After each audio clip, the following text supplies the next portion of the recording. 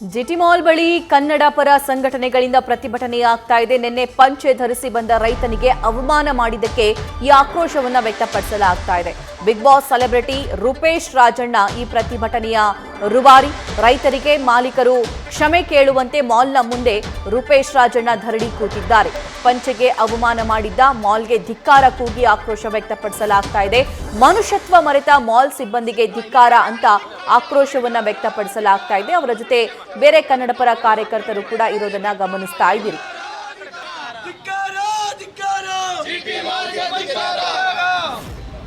ಅಯ್ಯಯ್ಯೋ ಅನ್ಯಾಯ, ಅಯ್ಯಯ್ಯೋ ಅನ್ಯಾಯ, ಅಯ್ಯಯ್ಯೋ ಅನ್ಯಾಯ, ಅಯ್ಯಯ್ಯೋ ಅನ್ಯಾಯ, ಅಯ್ಯಯ್ಯೋ ಅನ್ಯಾಯ, ಧಿಕ್ಕಾರ ಧಿಕ್ಕಾರ, ಜಿಟಿ ಮಾಲ್ಗೆ ಧಿಕ್ಕಾರ, ಧಿಕ್ಕಾರ ಧಿಕ್ಕಾರ, ಜಿಟಿ ಮಾಲ್ಗೆ ಧಿಕ್ಕಾರ, ಧಿಕ್ಕಾರ ಧಿಕ್ಕಾರ, ಜಿಟಿ ಮಾಲ್ಗೆ ಧಿಕ್ಕಾರ, ಧಿಕ್ಕಾರ ಧಿಕ್ಕಾರ, ಬೇಕೇ ಬೇಕು ನ್ಯಾಯ, ಬೇಕು ಬೇಕೇ ಬೇಕು ನ್ಯಾಯ, ಬೇಕು ರೈತರನ್ನು ಅವಮಾನಿಸಿದ ಜಿಟಿ ಮಾಲ್ಗೆ ಧಿಕ್ಕಾರ, ರೈತರನ್ನು ಅವಮಾನಿಸಿದ ಜಿಟಿ ಮಾಲ್ಗೆ ಧಿಕ್ಕಾರ, ಧಿಕ್ಕಾರ, ಬೇಕೇ ಬೇಕು ನ್ಯಾಯ, ಬೇಕು ಬೇಕೇ ಬೇಕು ನ್ಯಾಯ, ಬೇಕು ಎಲ್ಲಿಯವರೆಗೆ ಹೋರಾಟ, ಎಲ್ಲಿಯವರೆಗೆ ಹೋರಾಟ, ಎಲ್ಲಿಯವರೆಗೆ ಹೋರಾಟ, ಎಲ್ಲವರೆಗೂ ಹೋರಾಟ, ಒಂದು 2 ನಿಮಿಷ ನ್ಯಾಯಕ್ಕಾಗಿ ಹೋರಾಟ, ಬೇಕೇ ಬೇಕು ನ್ಯಾಯ, ಬೇಕು ಬೇಕೇ ಬೇಕು ನ್ಯಾಯ, ಬೇಕು ಬೇಕೇ ಬೇಕು ನ್ಯಾಯ, ಬೇಕು. ಮನುಷ್ಯತ್ವ ಮರೆತ ಮಾಲ್ ಸಿಬ್ಬಂದಿ ವಿರುದ್ಧ ಧಿಕ್ಕಾರ ಕೂಗ್ತಾ ಇದ್ದಾರೆ ಕನ್ನಡ ಪರ ಕಾರ್ಯಕರ್ತರು. ಬಿಗ್ ಬಾಸ್ ಖ್ಯಾತಿಯ ರೂಪೇಶ್ ರಾಜಣ್ಣ ಅವರ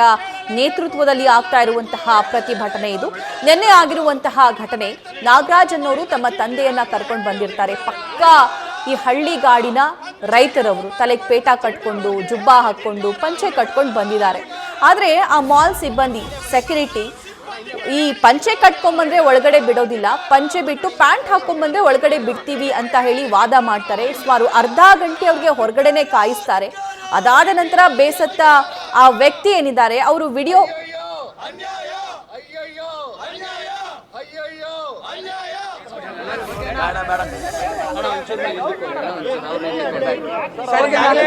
ನಿನ್ನೆ ರಾತ್ರಿ ಅನ್ನದಾತರು ಸಿನಿಮಾ ನೋಡುವಂತ ಸಂದರ್ಭದಲ್ಲಿ ಇಲ್ಲಿ ಮಾಲ್ನ ಸೆಕ್ಯೂರಿಟಿ ಒಳಗೆ ಬಿಡೋದಿಲ್ಲ, ಪಂಚೆಯನ್ನು ಧರಿಸಿ ಬಂದಿದ್ದಾರೆ ಅಂತೇಳಿ. ಪಂಚೆ ನಮ್ಮ ನಾಡು ನುಡಿನ ಪ್ರತೀಕ, ತಾವು ಕೂಡ ಹೇಳಿದಂತೆ ದೊಡ್ಡ ದೊಡ್ಡವರೆಲ್ಲರೂ ಕೂಡ ಧರಿಸಿದ್ರು. ಆ ರೈತನಿಗೆ ಅವಮಾನ ಆಗಿರುವಂತಹ ರೂಲ್ಸ್ ಕೂಡ ಇದೆ ಅನ್ನುವಂತ ಮಾತುಗಳನ್ನ ಹೇಳ್ತಾ ಇದ್ರು ಆ ಸೆಕ್ಯೂರಿಟಿ ಮಾತಾಡುವಂತ ಸಂದರ್ಭದಲ್ಲಿ.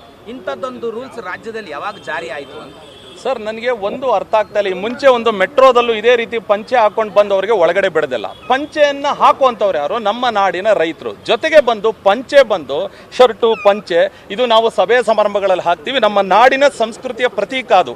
ಸೊ ಇಂಥ ಒಂದು ವಿಷಯದಲ್ಲಿ ನಿನ್ನೆ ಒಬ್ಬ ರೈತ ಬಂದು ನಾನು ಒಳಗಡೆ ಬಿಡೋದಲ್ಲ ಪಂಚೆ ಹಾಕಿಲ್ಲ ಅಂತಂದ್ರೆ, ಹಂಗಾರೆ ಪಂಚೆ ಹಾಕೊಂಡು ಹೊರಗಡೆ ಬಂದಿಲ್ಲ ಅಂದ್ರೆ ಈಗ CM ಸಿದ್ದರಾಮಯ್ಯನವರು ಪಂಚೆ ಶರ್ಟ್ ಹಾಕೊಂಡೇ ಬರ್ತಾರೆ, ಹಂಗಾರೆ ಅವ್ರನ್ನ ಒಳಗಡೆ ಬಿಡೋದಿಲ್ವ ನೀವು?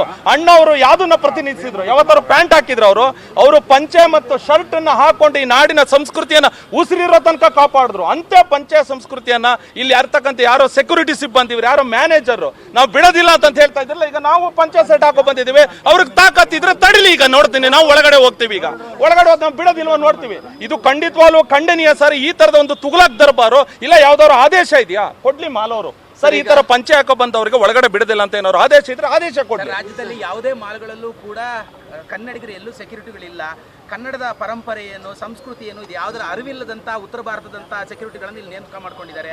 ಗೊತ್ತಿದ್ದಂಥವ್ರಾಗಿದ್ರೆ ಅವರಿಗೆ ಗೌರವವನ್ನು ಕೊಟ್ಟು ರೈತರನ್ನ ಒಳಗೆ ಕಳಿಸ್ತಿದ್ರು ಅನ್ನೋಂಥದ್ದು ನಿಜ ಸರ್. ಈಗ ಎಲ್ಲೋ ಉತ್ತರ ಭಾರತದವ್ರನ್ನ ತಂದು ಇಲ್ಲಿ ಹಾಕೋತಾರೆ. ಅವ್ರ ರಾಜ್ಯಗಳಲ್ಲಿ ಅವ್ರಿಗೆ ಪಂಚೆ ಅಂದ್ರೆ ಏನು ಅಂತಾನೆ ಗೊತ್ತಿಲ್ಲ. ಮತ್ತೆ ಪಂಚೆ ಅನ್ನೋದು ಇಲ್ಲಿ ಈ ನಾಡಿನ ಜನರ ಒಂದು ಭಾವನಾತ್ಮಕ ವಿಚಾರ ಸರ್. ಅದು ನಮ್ಮ ಒಂದು ಇಲ್ಲಿನ ಸಂಸ್ಕೃತಿಯ ಪ್ರತೀಕ. ಇಲ್ಲಿ ಬಂದು ನಿಂತ್ಕೊಂಡು ಅವ್ರನ್ನ ತರದ್ಬಿಟ್ಟು ಅವ್ರಿಗೆ ಸರಿಯಾದ ರೀತಿಯಲ್ಲಿ ಅವ್ರಿಗೆ ತರಬೇತಿಯನ್ನು ಕೊಟ್ಟಿರಲಿಲ್ಲ ಇಲ್ಲಿ ಮಾಲ್ನವರು. ಅವ್ರನ್ನ ಕರೆದು ಈ ತರದ್ದು ಬಿಡಬಾರ್ದು. ಈಗ ನಿನ್ನೆ ಅವ್ರಿಗೆ ಆಗಿರ್ತಕ್ಕಂಥ ಅವಮಾನ ಬಂದು ಇಡೀ ರಾಜ್ಯದ ಕನ್ನಡಿಗರಿಗೆ ಆಗಿರ್ತಕ್ಕಂಥ ಅವಮಾನ ಸರ್ ಇದು. ಈ ಅವಮಾನವನ್ನ ನಾವು ಖಂಡಿಸಲೇಬೇಕು. ಯಾವುದೇ ಕಾರಣಕ್ಕೂ ಇದನ್ನು ಸಹಿಸಲು ಸಾಧ್ಯ ಇಲ್ಲ. ನಾನು ಕೇಳೋದು, ಇನ್ನು ಮುಂದೆ ಯಾರೇ ಬರಲಿ ಮಾಲ್ಗೆ, ಇದೊಂದೇ ಮಾಲ್ ಅಂತಲ್ಲ ಸರ್, ಬೆಂಗಳೂರಿನ ಹಲವಾರು ಮಾಲ್ಗಳು ಪಂಚೆ ಹಾಕ ಬಂದ್ರೆ ಏನೋ ಅವಮಾನ, ಅವ್ರಿಗೆ ಒಳಗಡೆ ಬಂದ್ರೆ ಅವಮಾನ. ಅದೇ ರೈತ ಬೆಳೀತಕ್ಕಂಥ ಅನ್ನವನ್ನ ಮಾರಾಟ ಮಾಡಿ ಇವತ್ತು ಎಷ್ಟೋ ಮಳಿಗೆಗಳು ನಡೀತಾ ಇದೆ ಮಾಲ್ ಒಳಗಡೆ. ಸೊ ಅದೇ ರೈತ ನಾಳೆ ದಿನ ಏನು ಕೊಡೋದಿಲ್ಲ ಒಳಗಡೆ ನಿಮ್ಗೆ ಅಂತಂದ್ರೆ ಹೇಗೆ ತಾನೇ ಇವ್ರು ಮಾಲ್ ನಡೆಸೋದಕ್ಕೆ ಸಾಧ್ಯ? ಆಮೇಲೆ ಈ ಮಾಲ್ ಒಳಗಡೆ ಬರ್ತಕ್ಕಂಥ 90% ಎಲ್ಲಕ್ಕಿಂತ ಹೆಚ್ಚು ಜನ ರೈತರ ಮಕ್ಕಳೇ ಒಳಗಡೆ ಬರೋದು. ಹಾಗಾದ್ರೆ ಪ್ಯಾಂಟ್ ಹಾಕ್ತವ್ರಿಗಷ್ಟೇ ಮರ್ಯಾದೆ, ಇಲ್ಲಿ ಎಷ್ಟೋ ಜನ ಹೆಣ್ಣು ಮಕ್ಕಳು ಗಂಡು ಮಕ್ಕಳು ಯಾವುದೋ ರಾಜ್ಯದವರು ಸರ್ ಕರೆಕ್ಟಾಗಿ ಬಟ್ಟೆ ಹಾಕೋರಲ್ಲ, ಅರ್ಧಂಬರ್ಧ ಬಟ್ಟೆ ಹಾಕೊಂಡು ಒಳಗಡೆ ಬರ್ತಾರೆ, ಅವ್ರನ್ನ ಬಿಡ್ತೀರಾ? ಶಿಸ್ತಾಗಿ ಪಂಚೆ ಹಾಕೊಂಡು ಬರ್ತಕ್ಕಂಥವ್ರು ಒಳಗಡೆ ಬಿಡಲ್ಲ ಅಂತಂದ್ರೆ ಇದೇನ್ರಿ ಸರ್? ಎಲ್ಲೋ ಲಲ್ಲೆ ಹೊಡಿತಾ ಇರ್ತಾರೆ ಸರ್ ಕೂತ್ಕೊಂಡು, ಅಲ್ಲಿ ಹೆಣ್ಮಗಳು ಗಂಡು ಮಕ್ಕಳು ಇಬ್ರು ಸೇರ್ಕೊಂಡು ಲಲ್ಲೆ ಹೊಡಿತಾ ಇರ್ತಾರೆ ಕೂತ್ಕೊಂಡು, ಅರ್ಧಂಬರ್ಧ ಬಟ್ಟೆ ಹಾಫ್ ಚಡ್ಡಿ ಹಾಕೊಂಡು ಅಂಥವ್ರನ್ನ ಬಿಡ್ತಾರೆ, ಪಂಚೆ ಹಾಕೋ ಬಂದವ್ರನ್ನ ಬಿಡಲ್ಲ ಅಂತಂದ್ರೆ ಇದೇನ್ ಸರ್ ಇದು? ಇದೇನ್ ನಡೀತಾ ಇದೆ ರಾಜ್ಯದಲ್ಲಿ ಸರ್? ಈಗ ಘಟನೆ ಬಗ್ಗೆ ಖಂಡನೆ ವ್ಯಕ್ತವಾಗ್ತಾ ಇದ್ದ ಹಾಗೆ ಈಗ ಸೆಕ್ಯೂರಿಟಿಯನ್ನು ಕೂಡ ಸಸ್ಪೆಂಡ್ ಮಾಡಲಾಗಿದೆ. ಆದರೆ ಮ್ಯಾನೇಜ್ಮೆಂಟ್ ನಮ್ದು ತಪ್ಪಾಗಿದೆ ಅಥವಾ ಏನೆಲ್ಲ ಮಾತುಕತೆ ಆಯ್ತು ಅನ್ನೋದ್ರ ಬಗ್ಗೆ ಇನ್ನೂ ಕೂಡ ಸಮಜಾಯಿಷಿ ಕೊಡ್ತಾ ಇಲ್ಲ ಸರ್. ಈಗ ನಾವು ಬಂದಿದ್ದೀವಿ, ಆ ಮಾಲ್ನ ಮ್ಯಾನೇಜ್ಮೆಂಟ್ ಅವ್ರು ಯಾವ್ದಾರ ಬರಲೇಬೇಕು ಸರ್. ಇನ್ನು ಕೆಲವೇ ಕ್ಷಣಗಳಲ್ಲಿ ನೆನ್ನೆ ಅನ್ಯಾಯಕ್ಕೊಳಗಾದಂಥ ರೈತರು ಇಲ್ಲಿಗೆ ಬರ್ತಾ ಇದ್ದಾರೆ. ಆ ರೈತರ ಮುಂದೆ ಇಡೀ ಮಾಲ್ನ ಒಂದು ಸಮಕ್ಷಮದಲ್ಲಿ ಆ ರೈತನಿಗೆ ಕ್ಷಮೆ ಕೇಳಬೇಕು. ಕ್ಷಮೆ ಕೇಳಲಿಲ್ಲ ಅಂದ್ರೆ ನಮ್ಮ ಅರೆಸ್ಟ್ ಮಾಡಿದ್ರೂ ಪರವಾಗಿಲ್ಲ, ಇಲ್ಲಿಂದ ನಾವು ಎದ್ದು ಹೋಗೋದಿಲ್ಲ ಯಾವುದೇ ಕಾರಣಕ್ಕೂ. ಇಡೀ ರಾಜ್ಯದ ಕ್ಷಮೆಯನ್ನು ಕೇಳಬೇಕು. ನಾನು ಯಾರೋ ಒಬ್ಬ ಮ್ಯಾನೇಜರ್ ಮಾತಾಡ್ತಾರೆ ನೋಡಿ, ಆ ವಾಯ್ಸ್ ರೆಕಾರ್ಡಲ್ಲಿ ಯಾವುದೇ ಪಂಚೆ ಇದ್ರೆ ಎಸ್ಕಲೇಟ್ರು ಏನೋ ಹಿಡ್ಕೊಬಿಡ್ತದೆ ಅಂತ ಹೇಳಿ. ಹಂಗಾರೆ ಇಲ್ಲಿ ಎಷ್ಟೋ ಜನ ನಾವು ಪಂಚೆನ ಏನು ಎಸ್ಕಲೇಟರ್ ಸಿಗಾಕಳಿ ಅಂತಾನೆ ಹಾಕೋ ಬರ್ತಾರೆ, ನಮ್ಮ ಮರ್ಯಾದೆಗೋಸ್ಕರ ಹಾಕೋ ಬರೋದು ಸರ್ ನಾವು.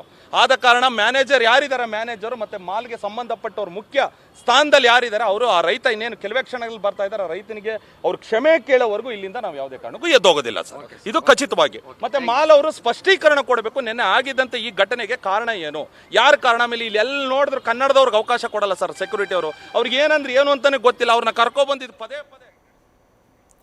ಇದು ಕೇವಲ ರೂಪೇಶ್ ರಾಜಣ್ಣ ಅವರ ಆಕ್ರೋಶ ಅಲ್ಲ, ಪ್ರತಿಯೊಬ್ಬ ಕನ್ನಡಿಗನ ಆಕ್ರೋಶ ಕೂಡ ಹೌದು. ಅವರು ಹೇಳ್ತಾ ಇದ್ದಂತಹ ಮಾತಿನಲ್ಲಿ ಸತ್ಯ ಇತ್ತು. ಯಾವುದೋ ರಾಜ್ಯದಿಂದ ಬರ್ತಾರೆ, ಇಲ್ಲಿರ್ತಾರೆ, ಇಲ್ಲಿ ಅವ್ರಿಗೆ ಹೇಗೆ ಬೇಕೋ ಹಾಗೆ ಬದುಕ್ತಾರೆ. ಆದರೆ ನಮ್ಮ ನಾಡು ನುಡಿ ನಮ್ಮ ಸಂಸ್ಕೃತಿಯನ್ನ ಬಿಟ್ಟು ನಾವು ಬದುಕಬೇಕಾ? ನಮ್ಮದೇ ರಾಜ್ಯದಲ್ಲಿ ನಮ್ಮದೇ ಊರಿನಲ್ಲಿ ನಾವು ಮಾಲಿಗೆ ಹೋಗಬೇಕು ಅಂತಂದ್ರೆ ಬೇರೆ ವೆಸ್ಟರ್ನ್ ಕಲ್ಚರ್ ಡ್ರೆಸ್ ಹಾಕೊಂಡು ಬರಬೇಕಾ ಅನ್ನುವಂತಹ ಪ್ರಶ್ನೆಯನ್ನ ವ್ಯಕ್ತಪಡಿಸ್ತಾ ಇದ್ರು. ಅದರ ಜೊತೆಗೆ ಆರ್ಗ್ಯಾನಿಕ್ ಸ್ಟೋರ್ ಅಂತ ಹೇಳಿ ದೊಡ್ಡದಾಗಿ ಮಾಲ್ ಒಳಗಡೆ ಬೇರೆ ಬೇರೆ ಮಳಿಗೆಗಳನ್ನ ನಾವು ನೋಡ್ತೀವಿ, ನೇರವಾಗಿ ರೈತರಿಂದ ಅನ್ನುವಂತಹ ಕ್ಯಾಪ್ಷನ್ ಅನ್ನ ನೋಡ್ತೀವಿ. ಆದ್ರೆ ಅದೇ ರೈತನಿಗೆ ಮಾಲ್ ಒಳಗಡೆ ಪ್ರವೇಶ ಇಲ್ವಾ?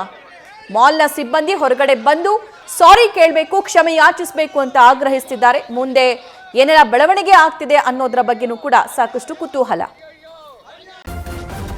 ನ್ಯೂಸ್ ಫಸ್ಟ್ ನಿರ್ಭೀತಿಯಿಂದ ನಿಮ್ಮ ಪರವಾಗಿ.